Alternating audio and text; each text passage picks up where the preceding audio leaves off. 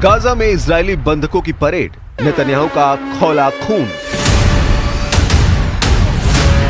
15 महीने तक गाजा में खूनी जंग चली। उसके बाद युद्ध विराम हुआ।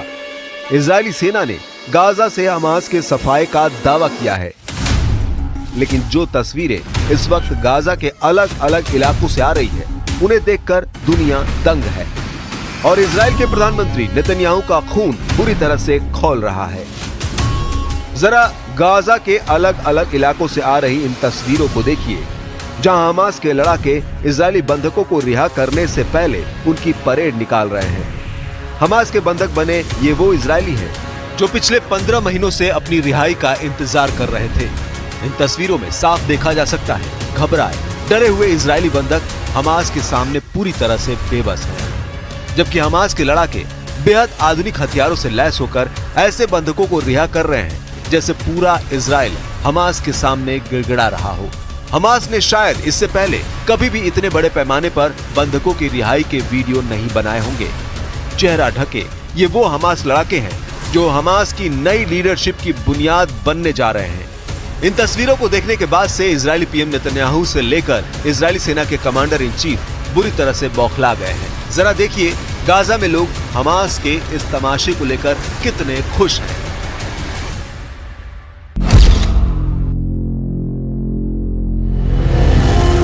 हमास अपमानजनक तरीके से इजरायली बंधकों की रिहाई कर रहा है। खबरों के मुताबिक हमास चुन चुनकर यहूदी बंधकों की परेड निकाल रहा है। जो बंधक यहूदी नहीं है उन्हें हमास बिना तमाशे के रिहा कर रहा है। हमास ने 22 फरवरी को एक वीडियो जारी किया था।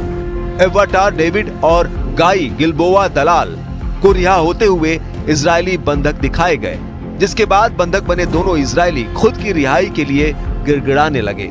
दावों के मुताबिक 5 यहूदी बंधकों को मंच पर परेड कराई गई, जबकि छठा बंधक जो यहूदी नहीं है बिना किसी धूमधाम के रिहा कर दिया गया। इस वीडियो को देखने के बाद से पीएम नेतन्याहू ने हमास के तमाशों पर जबरदस्त पलटवार किया है। खबरों में दावा किया गया है कि इजराइल ने 620 फिलिस्तीनी कैदियों की रिहाई को अनिश्चित काल के लिए टाल दिया है। इन कैदियों को हमास के साथ बंधक रिहाई समझौते के तहत 22 फरवरी को रिहा किया जाना था।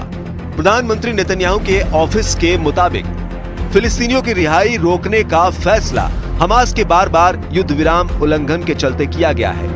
अब फिलिस्तीनी कैदियों की रिहाई बंधकों की अगले दौर की वापसी के तौर तरीकों पर निर्भर है। हमास का हिजबुल्लाह फॉर्मूला, गाजा पर फिर कब्जा।